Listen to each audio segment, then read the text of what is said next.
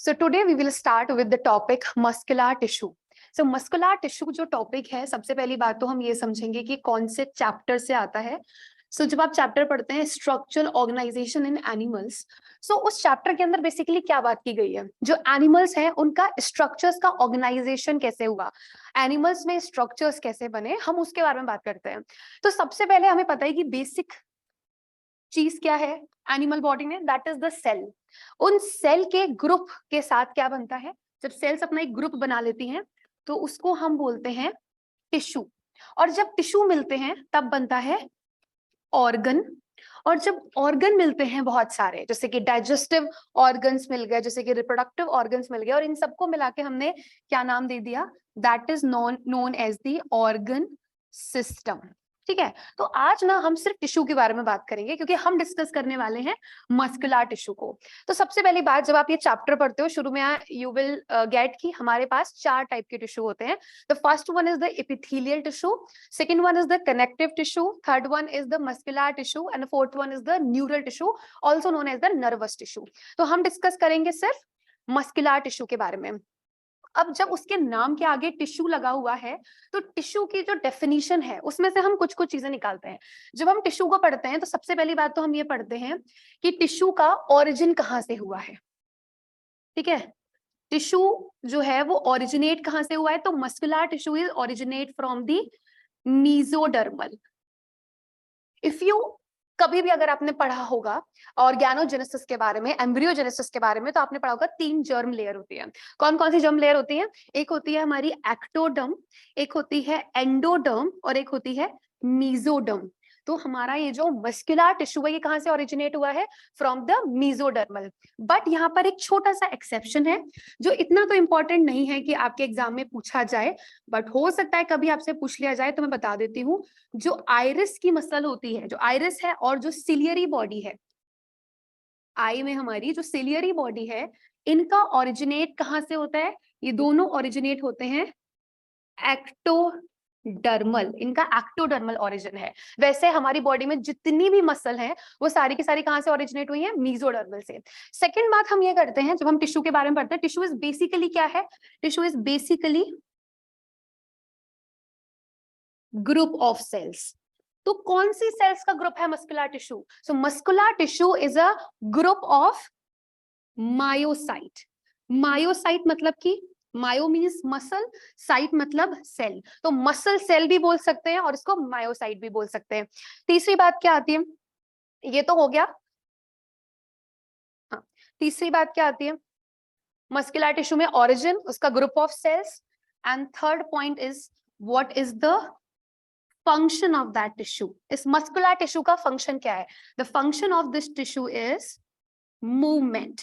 मैं इस टाइम पे जो भी मूवमेंट कर रही हूँ, इधर उधर हाथ हिलाना, चलना, ये सारे के सारे जो भी फंक्शन करवा रहा है वो कौन करा रहा है, हमारा मस्कुलर टिश्यू करा रहा है. सो टिश्यू की जब आप डेफिनेशन पढ़ते हो तो क्या होता है, tissue is basically a group of similar और dissimilar cell which originate from the same tissue. एक जगह से एक ही सेल से ओरिजिनेट हो रहा है और परफॉर्मिंग द सेम फंक्शन. तो सारे के सारे सेम फंक्शन क्या परफॉर्म कर रहे हैं, मूवमेंट. इसको याद रखना, अगर कभी भी टफ लगे तो हमेशा ध्यान रखना, एम, एम से आप तीनों को याद रख सकते हो. एम से मीजोडर्मल, एम से मायोसाइट, एम से मूवमेंट. ठीक है, सिंपल बात. चलो अभी हम इसके थोड़ा सा आगे बढ़ते हैं और थोड़े से हम इसके फैक्ट्स के बारे में बात करते हैं.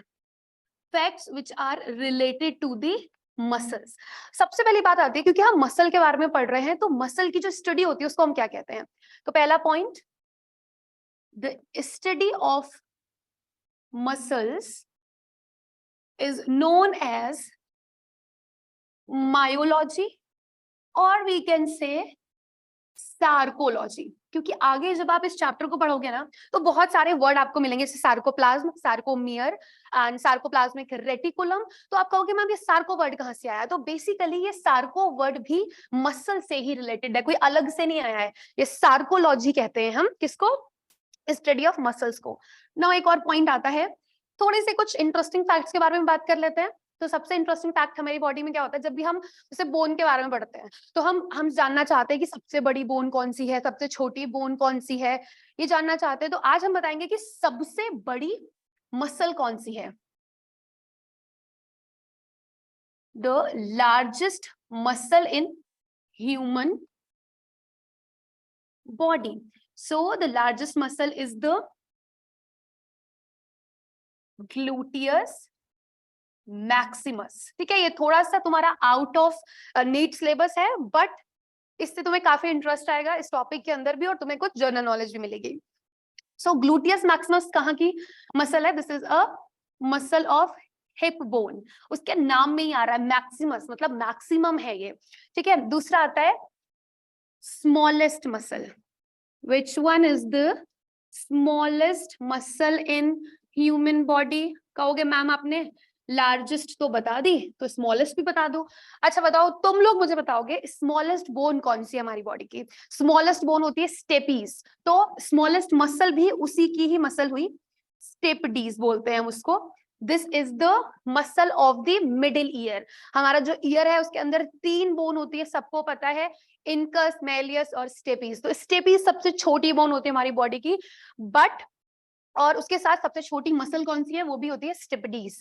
एक और क्वेश्चन मैं यहाँ पर पूछती हूँ तुम लोगों से, which one is the longest muscle of our body? Human body की लॉन्गेस्ट मसल कौन सी है बेटा? तो ह्यूमन बॉडी की लॉन्गेस्ट मसल है यूट्रस. फीमेल का जो यूट्रस होता है, जो वूम होता है, वो होता है लॉन्गेस्ट मसल. नाउ एक और क्वेश्चन आता है, क्योंकि मसल इज और रिलेटेड टू जिम और बॉडी बनाना, स्ट्रांग होना, तो यहाँ पर एक और क्वेश्चन पूछ सकते हो तुम लोग कि मैम सबसे स्ट्रॉन्गेस्ट मसल कौन सी है? हमारी बॉडी की सबसे स्ट्रॉन्गेस्ट मसल कौन सी है? और आफ्टर नो दिस कि सबसे स्ट्रॉन्गेस्ट कौन सी है, तुम लोग शॉक में जाने वाले हो, क्योंकि मुझे उम्मीद नहीं है कि सबको पता होगा कि सबसे स्ट्रॉन्गेस्ट मसल कौन सी है. तो सबसे स्ट्रॉन्गेस्ट मसल होती है मैसेटर मसल. जो हमारी जॉ की मसल होती है उसको हम बोलते हैं masseter muscle, and that is the strongest muscle. कभी बहुत पहले एक शो आता था, इंडिया करके एक शो था, पता नहीं, मेरे को नाम तो याद नहीं है, उसमें आपने देखा होगा कि लोग अपनी जॉ से ट्रक को खींचते थे. तो उन्होंने क्या किया, उन्होंने अपनी इस मसल को और ज्यादा स्ट्रॉन्ग किया, because they know this fact कि हमारी ह्यूमन बॉडी में सबसे स्ट्रॉन्गेस्ट मसल कौन सी है?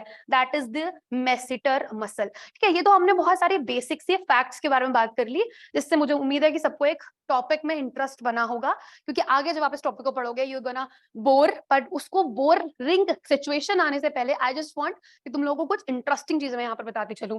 अब एक क्वेश्चन तुम मुझसे पूछोगे, मैम हमारी बॉडी में टोटल 206 बोन होती है, तो मसल्स कितनी होती है? मसल के बारे में तो कोई पूछता नहीं है.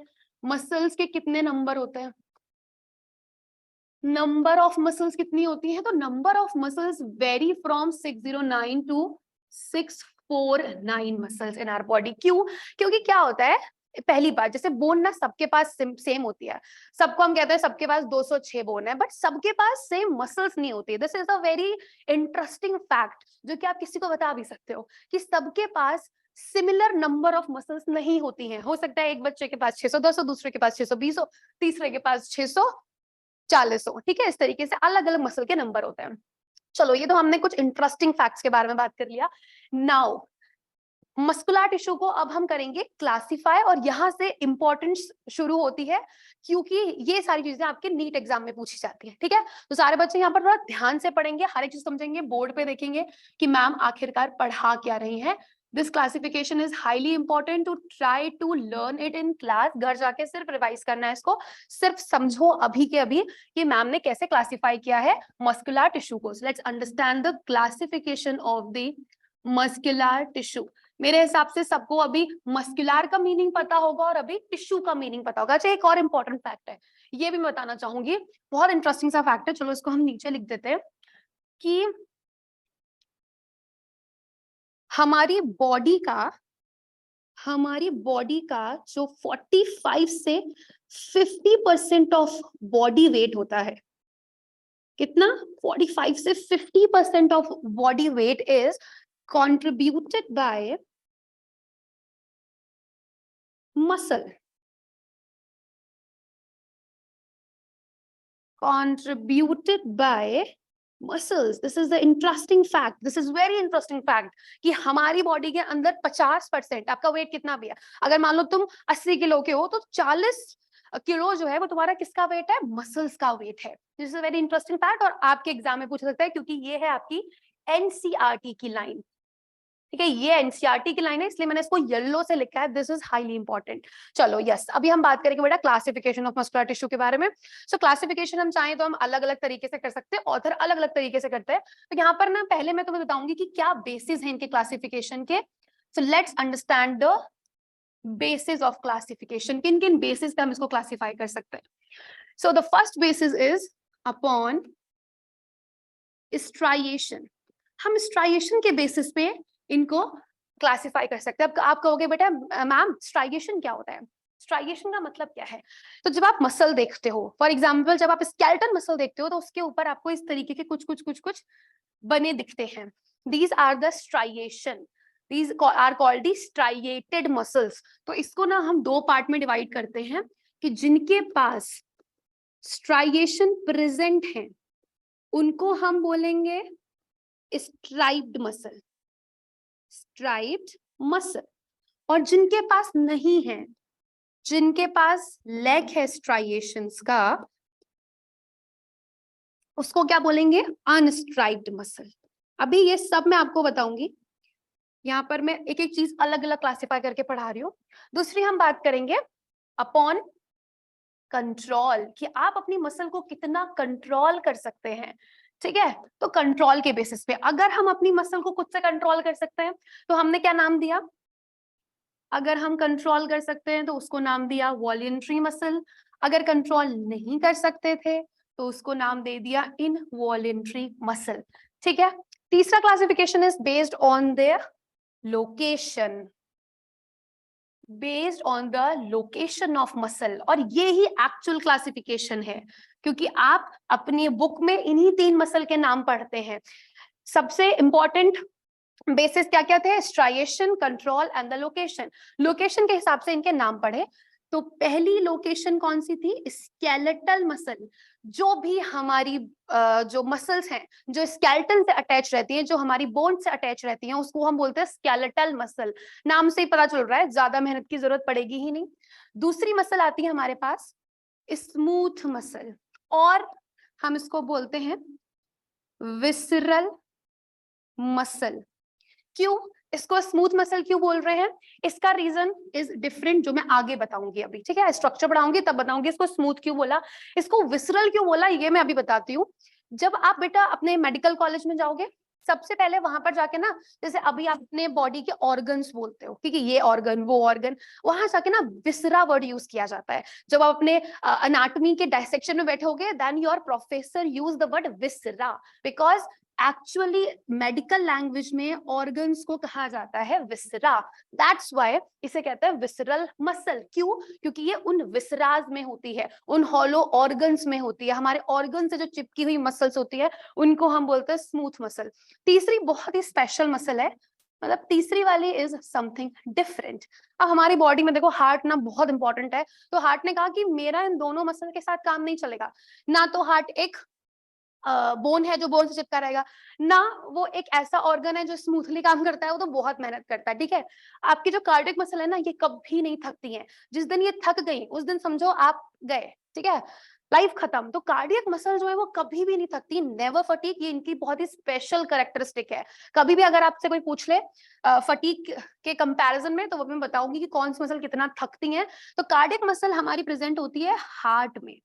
ठीक है, याद रखना बहुत इजी है, कार्डियक मींस हार्ट होता है, थोड़े से साइंटिफिक लैंग्वेज में हम हार्ट को कार्डियक बोलते हैं। सो जो हार्ट के अंदर मसल्स हैं these all known as the cardiac muscle. I think यहाँ पर सबको एक तरीके का बेसिस तो समझ में आया कि क्या क्या बेसिस था क्लासिफिकेशन का। चलो नेक्स्ट हम बात करेंगे, क्योंकि हमें ये तीन मसल मिल गई है, हम इनको अब डिटेल में डिस्कस करेंगे। ठीक है, बट बिफोर डिटेल में डिस्कस करने से क्लासिफिकेशन, यहां मैं डिस्कस करूंगी about the properties of muscles. हमारी मसल्स की क्या क्या प्रॉपर्टीज हैं हम इसको भी डिस्कस कर सकते हैं। क्या क्या है? पहली बात, हमारी मसल्स कॉन्ट्रैक्ट कर पाती है, कॉन्ट्रैक्ट करती है इसीलिए मूवमेंट भी हो पाता है। So the first property is the contractibility. Contractibility का मतलब क्या है? जब मसल हमारी शॉर्ट होती हैं तब हम मूवमेंट कर पाते हैं। सो कॉन्ट्रैक्टिबिलिटी। दूसरा पॉइंट क्या आता है? इलास्टिसिटी, और इसी के साथ साथ आपको समझना होगा एक्सटेंसिबिलिटी, और एक और लिख देती हूं पहले, एक्साइटेबिलिटी। ठीक है, याद कैसे रखना है, 3 बार ई है और 1 बार सी है, ये इसकी प्रॉपर्टी है। और ये मैं ऐसा नहीं कि आउट ऑफ एनसीईआरटी पढ़ा रही हूँ बेटा, आपको ये एनसीईआरटी के अंदर पढ़ने को मिलेगा जब आप पढ़ोगे chapter locomotion and movement. Locomotion and movement में आपको लोकोमोशन और मूवमेंट में आपको मैंने बताया कि मूवमेंट कौन कराता है, मसल्स कराती है, तो उस चैप्टर के अंदर भी हम मसल के बारे में पढ़ते हो। तो वहां पर इन चारों प्रॉपर्टीज के बारे में बताया गया है कि एक मसल की क्या क्या प्रॉपर्टी होती है।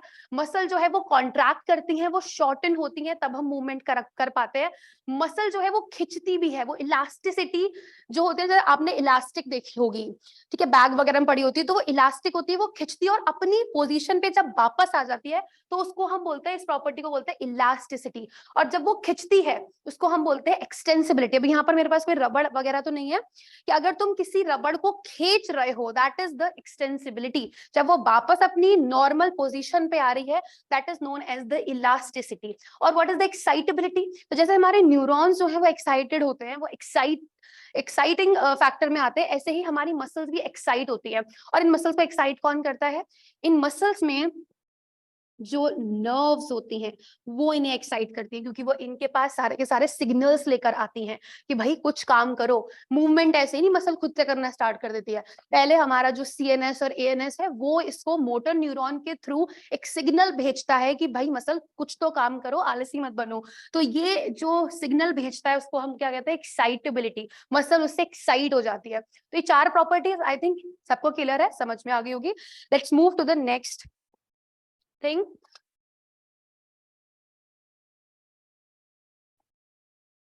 ओके, सो हम बात कर रहे थे क्लासिफिकेशन की। Now understand the classification. So basic classification तो बेटा देखो लोकोमोशन के हिसाब से ही किया गया है ना। तो पहली कौन सी मसल अभी आपने देखी थी, चलो दूर दूर थोड़ा सा बना लेते हैं, क्योंकि यहाँ पर हमें बहुत सारा डिटेल में इसको समझना है। ठीक है, पहली कौन सी है, स्केलेटल मसल। स्केलेटल मसल के बारे में आप लोग क्या जानते हैं, आप लोग जानते हैं कि ये हमारे बोन से चिपकी रहती है, स्केलेटन से चिपकी रहती है, इसीलिए हम इसको स्केलेटल मसल बोलते हैं। चलो लेट्स मेक अ डायग्राम, क्योंकि डायग्राम के बिना तुमको कुछ समझ नहीं आने वाला। तो क्या करेंगे हम, ओके एक डायग्राम बनाएंगे। Give me a second. Yes, और इस डायग्राम से हम ना बहुत कुछ सीखने वाले हैं, तो तुम मेरे साथ साथ यहाँ पर ना डायग्राम बनाते चलना। अगर तुमने डायग्राम ढंग का बना लिया और तुमने यहाँ सीख लिया तो तुम कभी भी नहीं भूलोगे इसको। चलो हमने डायग्राम बना लिया, ये क्या बनाया हमने, these are the muscle fibres, और ये हम बना रहे हैं इसमें स्ट्राइएशंस। ठीक है, दिख रहे हैं, these are the striations, so simple से। ठीक है, इसमें हम बनाएंगे अब न्यूक्लियस। तो न्यूक्लियस जो है इसका वो होता है पेरीफेरी में। अभी हम एक एक इसकी प्रॉपर्टी भी समझेंगे। ठीक है, चलो पहले इसकी प्रॉपर्टीज लिख लेते हैं हम यहीं पर। ये हमने बना दिया स्ट्रक्चर, लेट्स अंडरस्टैंड। अब तुम्हें इस स्ट्रक्चर को देख के क्या क्या समझ में आ रहा है, सबसे पहले तो मैम हमें इसकी शेप लिखनी होगी। शेप कैसी दिख रही है, शेप हमें दिख रही है सिलेंड्रिकल, सिंपली कैसी है मसल, सिलेंड्रिकल है। ठीक है, दूसरी बात, शेप के बाद हमें क्या दिख रहा है, शेप के बाद हमें दिख रहा है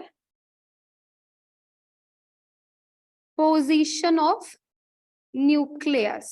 न्यूक्लियस की क्या पोजीशन है, तो पोजीशन में हमें क्या दिख रहा है, दिख रहा है कि ये साइड में है, it is peripheral in position. Next point हमें दिख रहा है कितने इसमें न्यूक्लियस हैं। सो हम कहेंगे मैम इसमें नंबर ऑफ न्यूक्लियस कितने हैं, तो नंबर ऑफ न्यूक्लियस हमें इसमें दिख रहा है मल्टी न्यूक्लिएटेड, बहुत सारे न्यूक्लियस जो है वो इसके अंदर प्रेजेंट हैं। ठीक है, उसके अलावा हमें इस डायग्राम के अंदर और क्या दिख रहा है, क्या इसमें स्ट्राइएशन प्रेजेंट है, यस मैम इसमें स्ट्राइएशंस प्रेजेंट है। ये स्ट्राइएशंस बना कौन रहा है, ये स्ट्राइएशंस बनते हैं डार्क और लाइट बैंड की वजह से। तो स्केलेटन मसल के पास सबसे ज्यादा डेंस एक्टिन और मायोसिन के फिलामेंट होते हैं, डार्क और लाइट बैंड्स होते हैं, इसलिए हमें इसमें स्ट्राइएशंस दिखते हैं। तो क्या हमें इसमें ब्रांच भी दिख रही है बच्चों? क्या ये ब्रांच्ड है? तुम कहोगे नहीं मैम, ब्रांचिंग तो हमें इसमें से कहीं नहीं दिख रही है। तो हमने सिर्फ एक डायग्राम देख के कितनी चीजें सीख ली? 5 चीजें सीख ली। चलो move to the next one. अब हम समझेंगे स्मूथ मसल के बारे में। स्मूथ मसल अपने नाम से ही बता देती है, देखो मैं बहुत स्मूथ हूँ, ठीक है, मतलब मैं कहाँ प्रेजेंट हूँ? मैं प्रेजेंट हूँ हॉलो ऑर्गन्स में।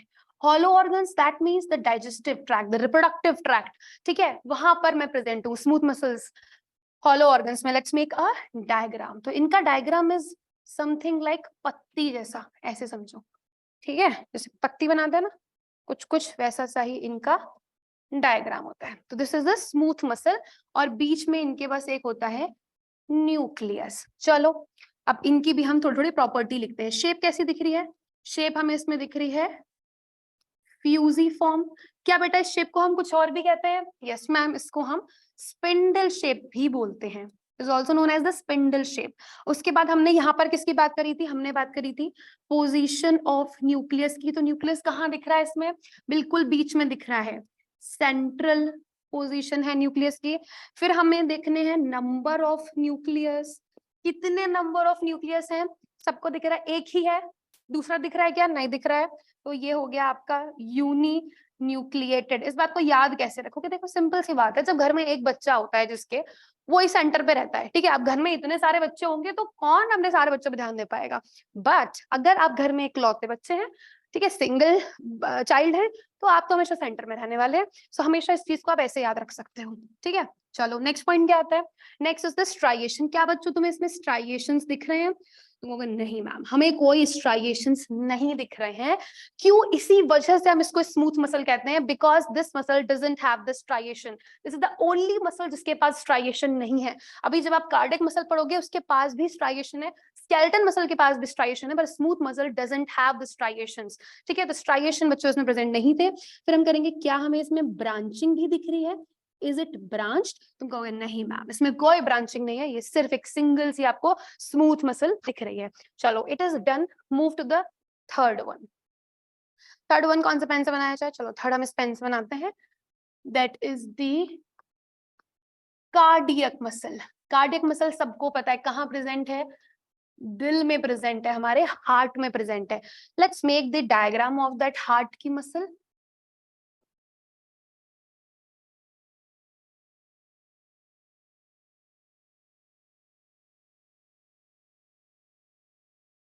Just a second.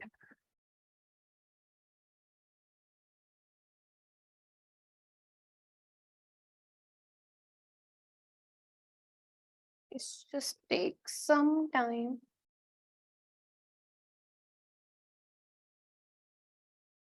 इस तरीके से हम इसको बनाते चलेंगे। यहाँ मैं इसको एंड कर देती हूँ, ठीक है, it looking like a H जैसा। तो क्या करेंगे इसमें? हम बनाएंगे अब स्ट्राइएशंस,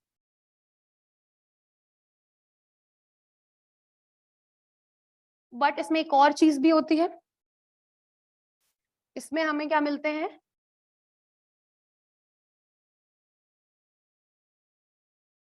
दीज आर द, बताऊंगी अभी। और इसमें हम न्यूक्लियस भी बनाएंगे।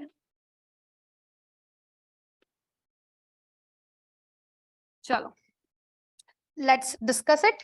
क्या क्या चीजें हैं? सबसे पहले हम इसकी शेप की बात करेंगे। तो शेप कैसी दिख रही है बेटा? सिलिंड्रिकल है मैम, शेप भी कैसी है? सिलिंड्रिकल है।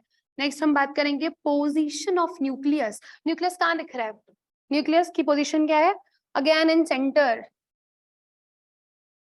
Centrally located. नेक्स्ट हम बात करेंगे द नंबर ऑफ न्यूक्लियस। कितने नंबर ऑफ न्यूक्लियस है?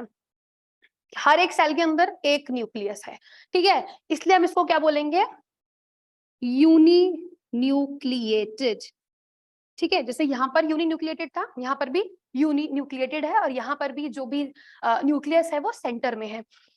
नेक्स्ट हम बात करेंगे स्ट्राइएशंस के बारे में। तो क्या बच्चों तुम्हें इसमें स्ट्राइएशंस दिख रहे हैं? ऑफ कोर्स मैम दिख रहे हैं। क्या इसमें तुम्हें ब्रांचिंग दिख रही है? यस मैम, हमें इसमें ब्रांचिंग भी दिख रही है। और इसमें हमें मैम एक और स्पेशल चीज दिख रही है। वो स्पेशल चीज क्या है? ये डार्क ग्रीन कलर से जो मैम ने बनाया है, दिस स्पेशल चीज is that intercalated disc. ठीक है, ये इंटर कैलकेटेड डिस्क क्या होती है? Intercalated disc is kind of a cell junction which is made up of, let's understand it. इसी को यहां पर ही मैं थोड़ा सा डिटेल में समझा देती हूँ,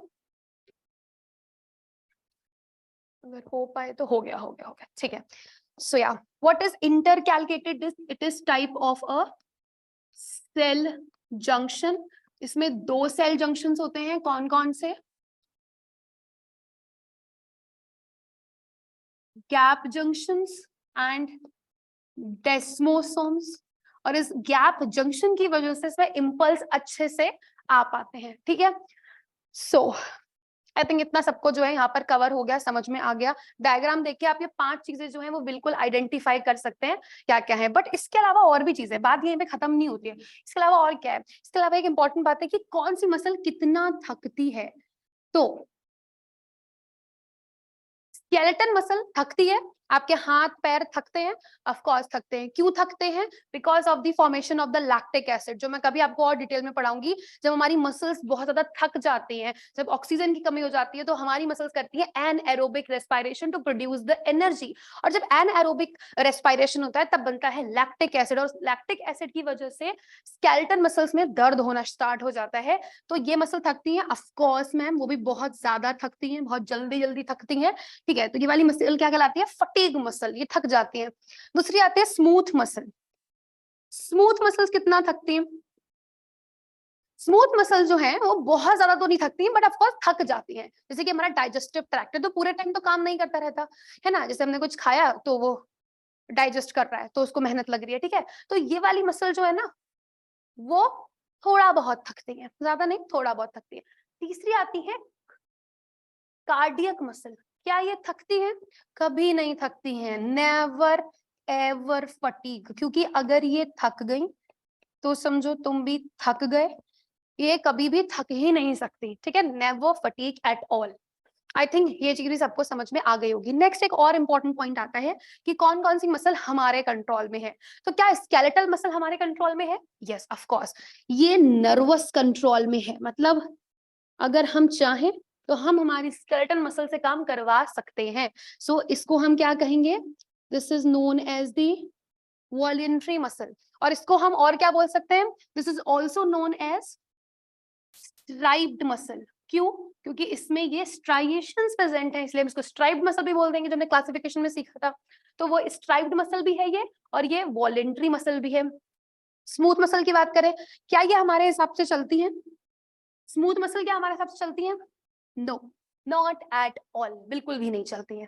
ठीक है, क्या कार्डियक मसल हमारे हिसाब से चलती है? नहीं, बट कार्डियक मसल जो है वो हमारे सीएनएस एंड एएनएस पे जरूर डिपेंड करती है।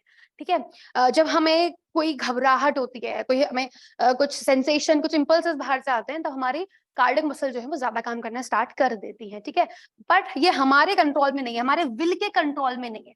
ठीक है, जैसे कि आपकी स्केलेटन मसल है, मेरा मन करे तो मैं हाथ हिलाऊं, मेरा मन करे तो मैं ना हिलाऊं, मैं आलस दिखाऊं। ठीक है, but smooth muscle, cardiac muscle में हम आलस दिखा ही नहीं सकते। सीखो इनसे कुछ, कम आलसी बनो। जो स्मूथ मसल है, जो कार्डियक मसल है, वो कभी भी नहीं थकती। ठीक है, और अपने हिसाब से काम करती है, अपनी मर्जी के हिसाब से काम करती है। सो ये वाली भी कैसी मसल है? This is also involuntary muscle. और क्या कार्डियक मसल भी इनवॉलेंट्री कहलाएगी? यस मैम, क्योंकि दिल तो हमारी कभी सुनता ही नहीं है। क्यों? क्योंकि दिल तो बच्चा है जी, सिंपल सी बात है। तो दिल तो कभी भी नहीं थकता, और ना ही कभी हमारी बात सुनता है। चलो आगे बढ़ते हैं। आई थिंक इतना जो है सबको समझ में आ गया।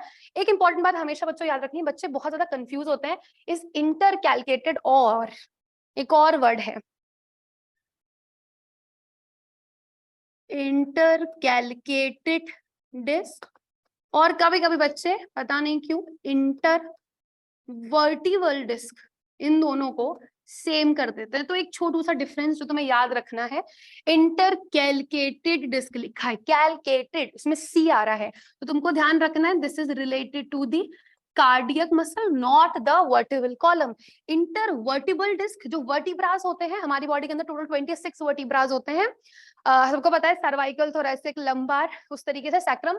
तो उनके बीच में, वर्टिब्रास के बीच में, मान लो ये दो वर्टिब्रा हैं, इनके बीच में जो एक डिस्क होगी, जो कभी कभी प्रोलैप्स भी हो जाते हैं, इन फ्यूचर आप जाके बहुत डिटेल में पढ़ोगे अपने मेडिकल कॉलेज के अंदर। सो इंटरवर्टिबल डिस्क हम उसको बोलते हैं, जो वर्टिब्रास के बीच में होती है और कार्डियक मसल के बीच में जो आपने अभी देखा वो डिस्क कहलाती है इंटरकैलकेटेड डिस्क। चलो आगे बढ़ते हैं। आई थिंक ये वाला पोर्शन जो है सबको समझ में आ गया, क्लासिफिकेशन समझ में आ गया। Now we will understand the skeletal muscle, क्योंकि स्केलेटल मसल तुम्हारे कोर्स में है। पढ़ाने को मैं तुम्हें स्मूथ मसल और कार्डियक मसल का स्ट्रक्चर भी पढ़ा दूं, बट इनके छोटे छोटे डायग्राम काफी हैं। बट अगर तुम स्केलेटल मसल के बारे में पढ़ोगे तो तुम्हारा एक और चैप्टर है लोकोमोशन एंड मूवमेंट, तुम उसको भी अच्छे से कवर कर सकते हो और वहां पर भी तुम्हें ये चीज सारी पढ़नी होगी। सो हम आज सिर्फ बात करेंगे स्ट्रक्चर ऑफ, हम बात करेंगे स्ट्रक्चर ऑफ स्केलेटल मसल के बारे में। ठीक बेटा, मसल के बारे में। इसके लिए हमें क्या करना है, इसके लिए बनाना है हमें डायग्राम, क्योंकि जूलॉजी बिना डायग्राम के तो चलती नहीं है। इसके लिए पहले आपको बनाने बहुत सारे गोले, तो मेरे साथ साथ जो है तुम्हें गोले बनाने स्टार्ट कर देने हैं। ठीक, और इनकी सारी मैं अभी लेवलिंग कराऊंगी। एक एक गोला बना दिया, let's make the another one, done. ठीक है, इसको थोड़ा सा हम बड़ा कर देते हैं। ठीक है, एक सबसे पहले दो बड़े बड़े गोले बनाने हैं, उसके बाद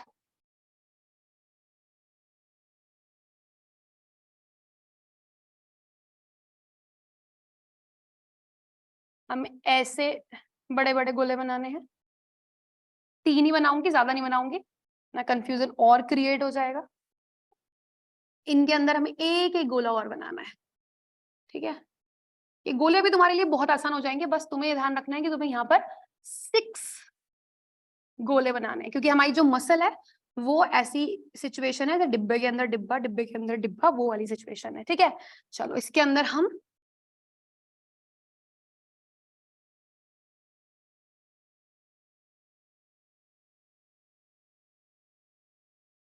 एक एक बना रहे हैं। ठीक है, ज्यादा नहीं बना रहे। चलो इसमें 2 बना दे रही हूँ, इसमें जगह है, बना दो। हम इसमें भी 2 सकते थे, चलो इसमें 2 बना देना, इसको अकेला क्यों ही छोड़ दें। ठीक है, इसके अंदर एक एक गोला और बनेगा बस। ठीक है, चलो लेट्स मेक इट। अलग अलग पेन से बनाओगे, अलग अलग कलर से बनाओगे, तो अच्छे से आइडेंटिफाई कर पाओगे कि हम कौन सी लेयर की बात कर रहे हैं। What is this?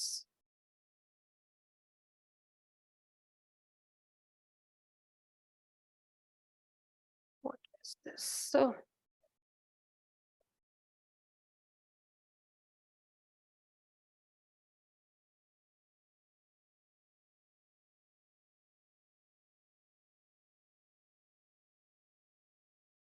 I don't no.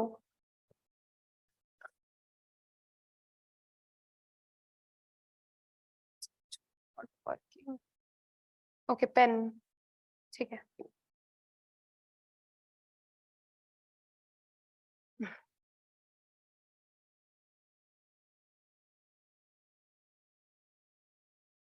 ठीक है, खुल गया इसमें।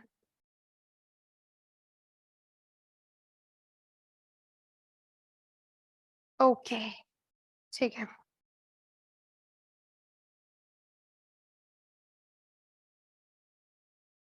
ओके, तो ये हुआ था। तो हम बना रहे थे यहाँ पर ये गोले, बीच में ये भी गोला आ गया। उसने कहा मैं भी गोला हूँ, मैं भी इधर ही आऊंगा। तो भाई हमको जरूरत नहीं है, हम खुद बना लेंगे यहाँ पर, है ना। चलो, गुड, बन गए गोले। अब हम इनकी लेवलिंग करेंगे, और तुम्हें ये लेवलिंग बहुत ध्यान से सुननी है, क्योंकि एक्चुअली तुम्हारे काम आएगी। ये मैंने क्या बनाया है, ये मैंने एक स्केलेटल मसल का स्ट्रक्चर बनाया है। मसल ना एक ऐसा होता है जैसे एक डिब्बे के अंदर डिब्बा, डिब्बे के अंदर डिब्बा। इसके लिए एक बहुत अच्छा डायग्राम है, जो मैं तुम्हें भी समझाऊंगी। मैं दिखा तो नहीं सकती, मैं भी समझाऊंगी। सबसे पहली बात है, सबसे बाहर की जो लेयर, उसको हम क्या बोलेंगे, सबसे आउटर लेयर जो बेटा आपको दिख रही है, दैट इज कॉल्ड दी इपीमाइसियम। ठीक है, सबसे बाहर की लेयर है, दैट इज कॉल्ड दी इपीमाइसियम। दूसरी ये जो है, that is called the muscle. ठीक है, ये क्या है बेटा, दिस इज द मसल। इस पे मार्क कर रखा है क्योंकि इंपॉर्टेंट है। उसके बाद जो ये है ग्रीन कलर की, दिस इज द लेयर, इसको बोलते हैं हम पेरीमाइसियम। ठीक है। उसके बाद ये जो अंदर वाली है इसको क्या बोलेंगे? This is known as the fasciculi और also known as the muscle bundle. ठीक है। उसके बाद जो आपको एक और लेयर दिख रही है इसको हम क्या बोलेंगे? This is known as endomysium. और इसके अंदर वाला जो एक्चुअल है that is known as the muscle fibre, और we can say the myocyte. The actual thing जो हमें चाहिए वो इंपॉर्टेंट है। ठीक है, तो इसके ऊपर की लेयरिंग है। तो इस डायग्राम से आपने क्या समझा, पहले मैं वो बताती हूँ।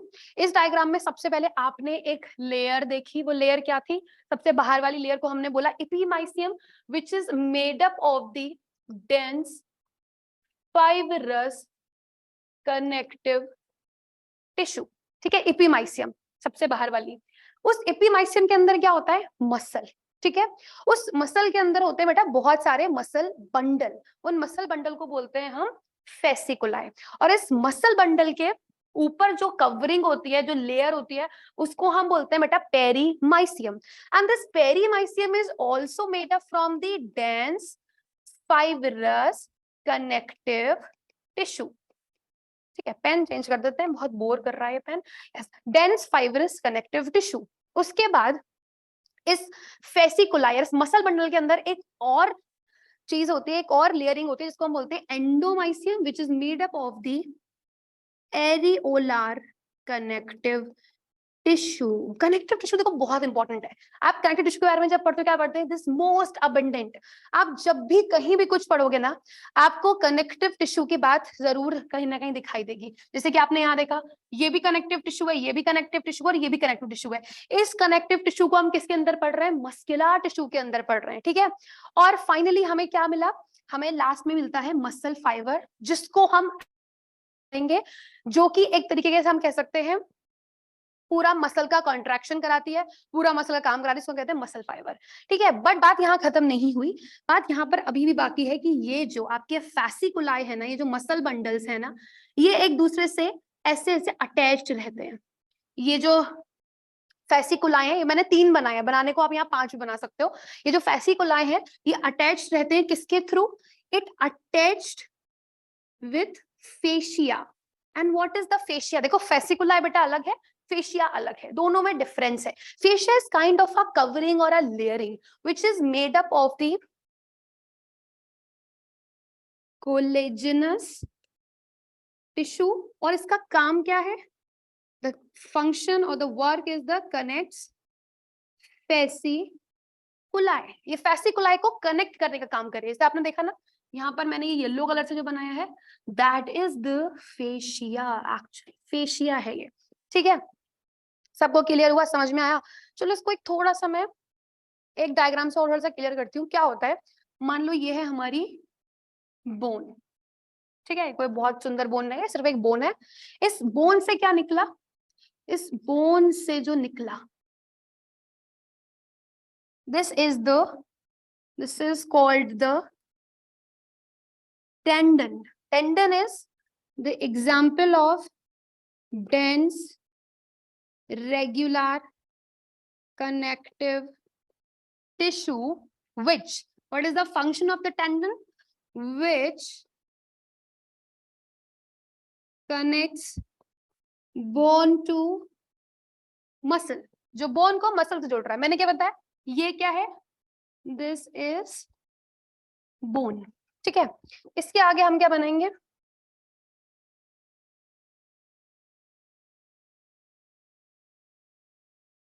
दिस इज द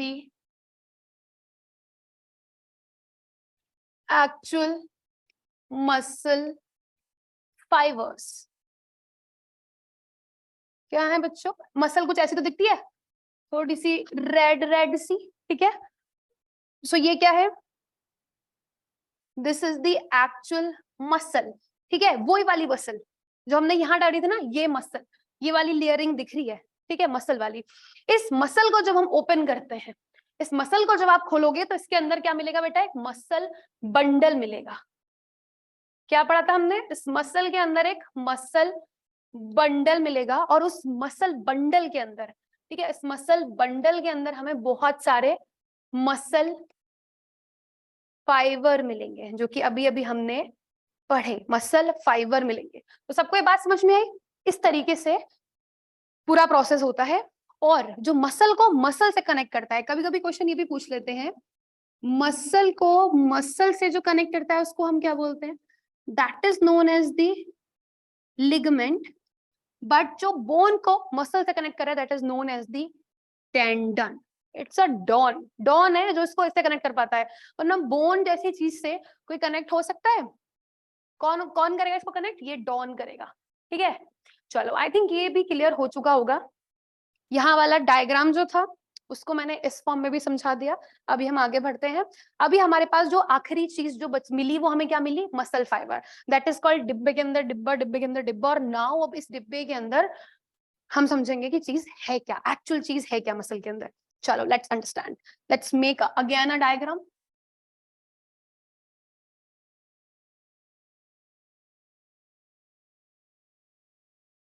ये डायग्राम आपको अपनी एनसीईआरटी के अंदर नहीं मिलता है, बट इस डायग्राम से आपको मसल फाइबर जो है ना वो अच्छे समझ में आ जाएगा।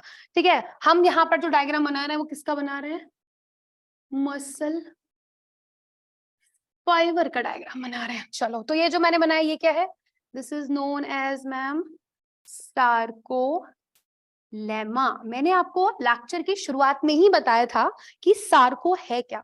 सार्को इज बेसिकली, हम मसल को भी सार्को वर्ड यूज करते हैं, थोड़ा सा साइंटिफिक लैंग्वेज में हम इसको यूज करते हैं।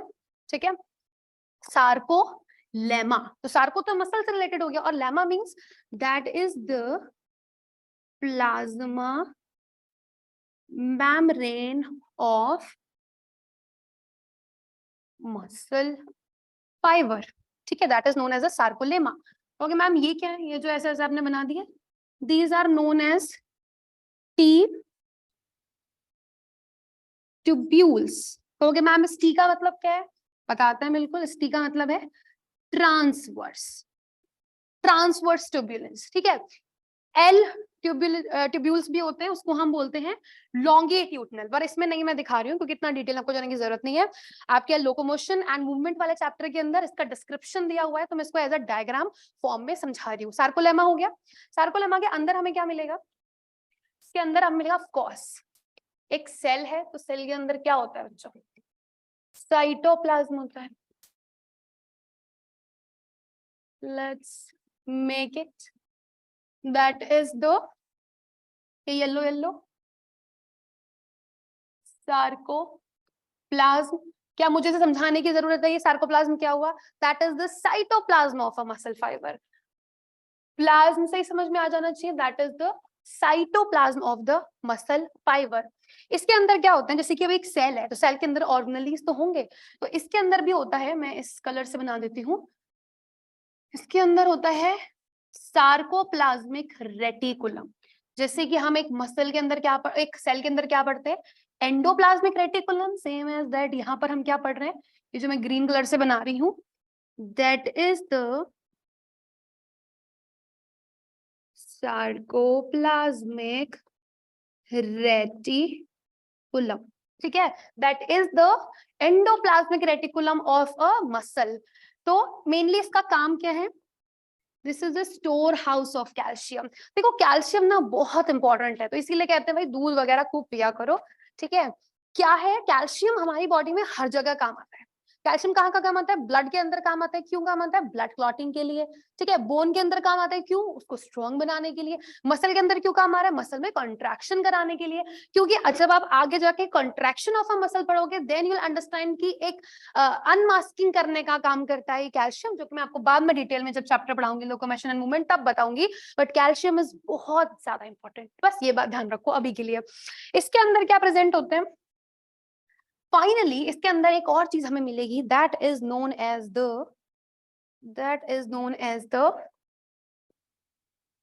रुको, ये जो मैं बना रही हूँ ये क्या है? These are called as myofibrils. These are known as myofibrils, जिनके ऊपर एक्चुअली लाइट और डार्क बैंड प्रेजेंट होते हैं, जिसके ऊपर एक्टिन और मायोसिन एक्चुअली प्रेजेंट होता है। तो हमने क्या सीखा बेटा? हमने सीखा सबसे पहले एक मसल होती है, उस मसल की मसल बंडल होता है, उस मसल बंडल के अंदर एक मसल फाइबर होता है। उस मसल फाइबर का जब हमने स्ट्रक्चर देखा तो उसके अंदर हमने देखा कि मायोफाइब्रिल्स होते हैं। Myo means muscle, fibrils means उससे और छोटे यूनिट, फाइब्रिल्स हो गया, ठीक है। That is known as a myofibrils. इसको भी हम डिटेल में पढ़ेंगे अब, ठीक है। अब मायोफाइब्रिल्स को भी हमें डिटेल में पढ़ना है तो क्या किया जाएगा, एक और नई स्लाइड लेके आई जाएगी। एंड ये सब डाइजेस्ट करना थोड़ा सा मुश्किल हो जाता है क्योंकि बहुत बहुत ही ज्यादा वास्ट फॉर्म में आप पढ़ते हो, बट धीरे धीरे जितनी बार पढ़ोगे समझ में आ जाएगा इजिली।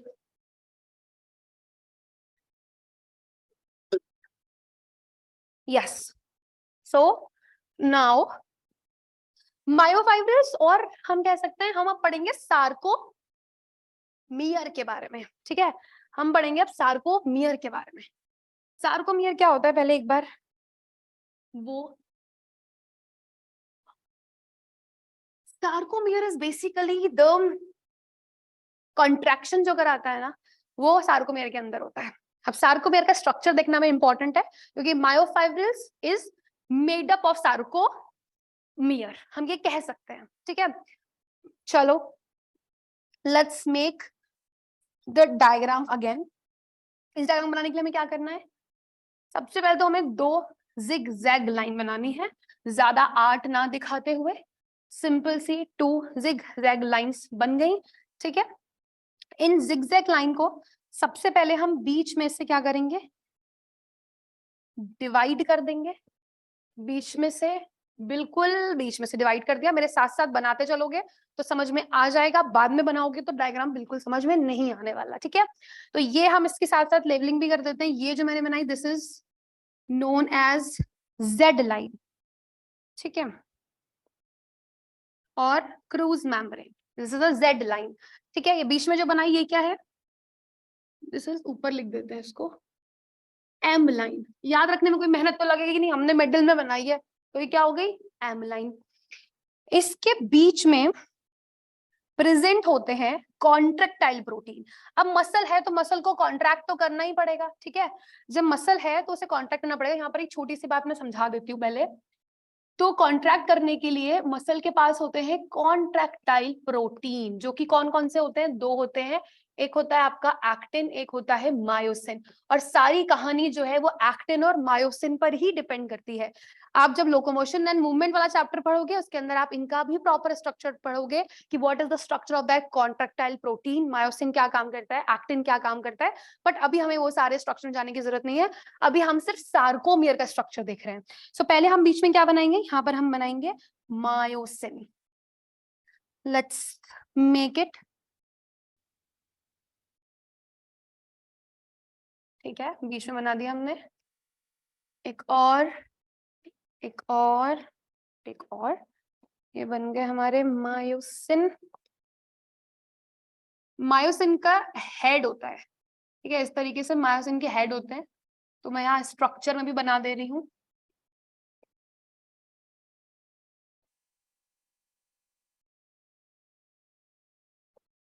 फटाफट से हम इनके हेड बना लेंगे।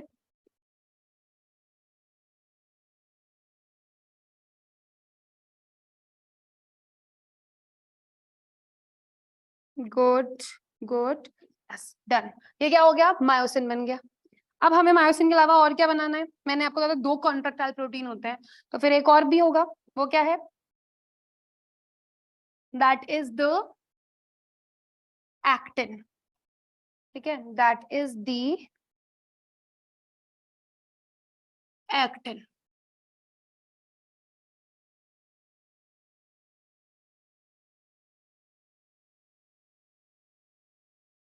ये जो एक्टिन फिलामेंट है ये इस जेड लाइन से जुड़ा रहता है, जो कि आपको हमेशा ध्यान रखना। याद कैसे रखोगे, कहोगे मैम हम तो भूल जाएंगे, हमें तो कुछ ध्यान ही नहीं रहता, हमें तो इतना सारा पढ़ना है, फिजिक्स पढ़नी है, केमिस्ट्री पढ़नी है, बॉटनी पढ़नी, जूलॉजी पढ़नी है।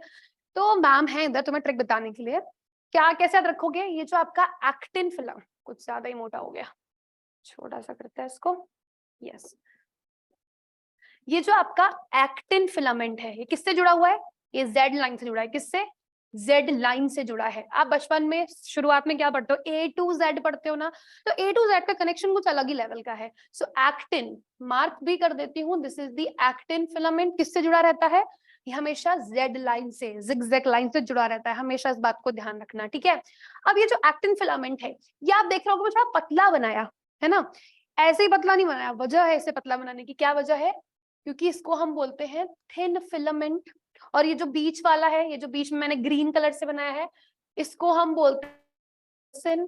और मायोसिन से याद रखोगे मोटा, मोटा मतलब ये कैसा होता है? This is known as the thick filament, ठीक है, ये मोटा होता है। इतनी बात आई थिंक मेरे सबको समझ में आ गई होगी कि एक्टिन क्या है और मायोसिन क्या है।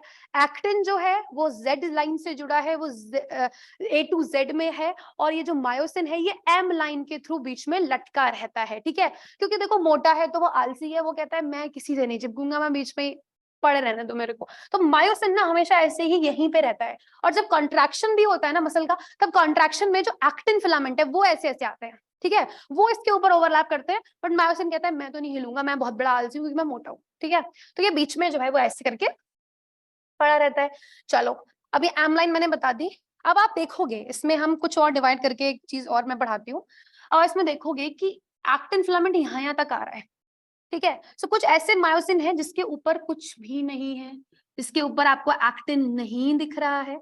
एक तो ये हो गया यहाँ, ठीक है, ये वाला। दूसरा यहां से आपको यहां तक का ये जो पोर्शन दिख रहा है, इसमें आप लोग क्लियर है? ये चीज समझ में आ रही है? इतने इतने पोर्शन में इसके ऊपर कुछ भी एक्टिन का नहीं आ रहा है ना, इस पोर्शन को हम क्या कहेंगे? This portion is known as the H zone, also known as the Hensen zone. या साइड में मैं तुम्हारे लिए छोटे छोटे से नोट्स भी लिखती चल रही हूँ। H जोन बेटा हम किसको कहेंगे? H जोन उसको कहा जाता है जहां पर only and one and only myosin filament present होते हैं। क्या इसमें किसी को एक्टिन फिलामेंट दिख रहा है? नहीं दिख रहा है मैम, हमें सिर्फ यहां से लेके वहां तक नजर जा रही है और सिर्फ हमें ग्रीन ही ग्रीन दिख रहा है, that is the only myosin, ठीक है। H जोन की बात हो गई। उसके बाद हमें एक और जोन दिखाई देता है जिसके ऊपर आप देख रहे होंगे कि मायोसिन के ऊपर जो है वो एक्टिन आ रहा है। इसमें देखो, इसमें भी, इसमें भी, इसमें भी, इसमें भी। तो मायोसिन के ऊपर क्या आ रहा है? एक्टिन आ रहा है, थोड़ा थोड़ा सा एक्टिन आ रहा है। इस जोन को क्या कहेंगे? This is known as O band, और we can also called as O zone. और ओजोन नहीं बोल रही हूँ वरना तुम समझोगे ओजोन की बात कर रही हूँ, नहीं, हम यहाँ पर लिखेंगे ओ बैंड। तो ओ बैंड से क्या मतलब है? ओ मीन्स ओवरलैपिंग बैंड, ठीक है, O means the overlapping band, ठीक है, ओजोन। तो इसमें आप देखोगे इसमें एक्टिन भी है और इसके साथ साथ मायोसिन भी है, ठीक है। उसके बाद क्या आता है? अब आपने सुने होंगे ए बैंड और आई बैंड, सुना होगा, बहुत बार सुना होगा, और इसमें कंफ्यूजन भी होता है, बट मैं आपको सिखाती हूँ कि कैसे आप इसको याद रखोगे। ये जो इतना पोर्शन है जहां जहां पर आपका मायोसिन दिख रहा है, ठीक है, उसको हम क्या कहेंगे? This portion is known as the A band. A band का मतलब क्या है? That is anisotropic band. A band means the anisotropic band. अगर हम इसको एज अ फॉर्मूला में लेके जाएं तो क्या होगा? Overlapping band plus H zone plus overlapping band is equals to become a A band, ठीक है। बट अभी कहानी खत्म नहीं हुई है, कहानी अभी भी बाकी है, जहां पर सिर्फ और सिर्फ एक्टिन प्रेजेंट है। अब आपको ये पोर्शन दिख रहा होगा जहां सिर्फ और सिर्फ एक्टिन प्रेजेंट है, देखो गौर से देखो, सिर्फ और सिर्फ एक्टिन दिख रहा है ना, इधर भी एक्टिन, इधर भी एक्टिन। तो ओनली एक्टिन वाले पोर्शन को हम क्या बोलते हैं? This is known as the I band, this is known as the I band. So इस ए बैंड के इधर साइड आधा आई बैंड प्रेजेंट होता है और इधर साइड आधा आई बैंड प्रेजेंट होता है, क्योंकि और आई बैंड जो है वो इस जिगजैग लाइन के इधर उधर भी प्रेजेंट होता है। पर ये जिगजैग लाइन क्या करती है? इस आई बैंड को ऐसे ऐसे डाइसेक्ट कर देती है, दो भाग में डिवाइड कर देती है, बाइसेक्ट कर देती है, ठीक है। तो मैं बता रही थी आपको आई बैंड के बारे में। सो आई बैंड के बारे में हम क्या लिखेंगे? आई बैंड क्या है? जहां पर only and one and only actin present है, सिर्फ एक्टिन प्रेजेंट है, उसको हम कहेंगे आई बैंड। अब एक क्वेश्चन मैं आपसे पूछती हूँ कि सार्कोमियर क्या हुआ? अगर हम इस बैंड की फॉर्म में बात करें तो सार्कोमियर क्या हुआ, क्या दिख रहा है आपको? सिंपलीफाई फॉर्म में हम देखेंगे तो sarcomere is equals to half I band plus एक पूरा का पूरा A band plus half I band. इसको हम एक और भाषा में ऐसे लिख सकते हैं, half I band plus O band plus H band plus O band plus half I band. ठीक है, समझ में आई? This is the sarcomere. Sarcomere is basically, अगर हम थोड़ी सी लैंग्वेज में बात करें, this is the area between two Z lines. ठीक है, and this is the main important thing for the contraction. So muscle का कॉन्ट्रैक्शन सार्कोमियर की वजह से होता है। ये सार्कोमियर ऐसे से कॉन्ट्रैक्ट करते हैं तब मसल कॉन्ट्रैक्ट कर पाती है। सार्कोमियर सबसे सिंपल और बेसिक यूनिट है, ये इसकी फंक्शनल यूनिट है कॉन्ट्रैक्शन की। क्या है functional unit? That is the sarcomere. So I think यहाँ पर हम क्लियर कि आज हमने क्या क्या चीजें समझी शुरू से। बिल्कुल, तो हमने सबसे पहले मसल क्या, टिश्यू क्या है, ये टॉपिक कहाँ से आपका आया, हमने उसके बारे में पढ़ा। हमने इसका ओरिजिन जाना, इसके ग्रुप ऑफ सेल्स के बारे में जाना, इसको हमने, इसका फंक्शन क्या है उसके बारे में जाना। ठीक है, और इसके हमने एक छोटी सी ट्रिक देखी कि ट्रिक क्या है, एम से आपको सब कुछ याद रहेगा। तो मस्कुलर टिश्यू की बात यहाँ खत्म होती है। फैक्ट्स जो है वो हमने डिस्कस किए, कौन सी सबसे बड़ी है, कौन सी सबसे छोटी है, कौन सी सबसे लंबी है, कौन सी सबसे स्ट्रांग है, कितनी मसल है हमारी बॉडी के अंदर, और बॉडी में कितना वेट जो है वो मसल कंट्रीब्यूट करती है। फिर हमने इनके क्लासिफिकेशन के बेसिस पढ़े, उनके हिसाब से हमने इसको और आगे क्लासिफाई किया। हमने सारी प्रॉपर्टीज पढ़ी मसल्स की, which is also given in your NCERT. NCERT में दिया है तो एग्जाम में भी आ सकता है, इसलिए हमेशा ध्यान रखना है। फिर हमने इसका क्लासिफिकेशन पढ़ा, जिसमें मैंने तीनों मसल के अलग अलग डायग्राम आपको एक्सप्लेन किए। डायग्राम के थ्रू हम क्या क्या चीजें यहाँ पर निकाल सकते हैं और लिख सकते हैं अपने पेपर में, हमने वो चीजें सीखी। कुछ बेसिक चीजें सीखी, कौन सी मसल कितना कितना काम करती है और कितना हमारे कंट्रोल में रहती है। उसके बाद हमने एक छोटा सा डिफरेंस समझा कि what is the difference between the inter calculated disc और इंटर वर्टिबल डिस्क, क्योंकि बच्चे गलती कर देते हैं। After that, we understand the structure of the skeletal muscle. This is highly important. This is not given in NCERT, but ये समझ में नहीं आएगा तो आगे कुछ समझ में नहीं आएगा, इसलिए मैंने यहाँ इसको थोड़ा सा डिटेल में आपको समझाया। फिर हमने एक स्ट्रक्चर बनाया जहां हमने बोन से टेंडन के थ्रू मसल को कनेक्ट कराया। मसल के अंदर हमने पढ़ा मसल बंडल होता है, मसल फाइबर होता है, और उस मसल फाइबर को जो हमने थोड़ा और डिटेल में देखा तो हमें पता चला कि इस मसल फाइबर के अंदर एक मायोफाइब्रिल्स भी होते हैं। फिर हमने उस मायोफाइब्रिल्स को स्ट्रक्चर को देखा, और this is the highly important diagram of this chapter, locomotion and movement. And ये था आपका पूरा structure of the skeletal muscle. ठीक है, स्मूथ मसल का स्ट्रक्चर थोड़ा सा डिफरेंट होता है, बट मेन जो सबसे ज्यादा काम करती है हमारी मसल वो होती है स्केलेटल मसल। इसीलिए स्केलेटल मसल के लिए ज्यादा से ज्यादा ब्लड सप्लाई भी दी जाती है, क्योंकि ये जल्दी थक भी जाती है। ठीक है, so I hope this is all about today's discussion of this muscular tissue. uh,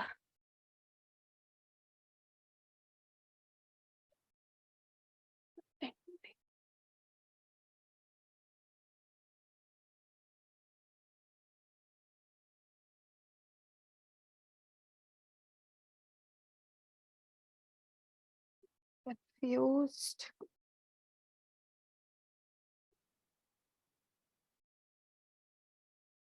Uh-oh.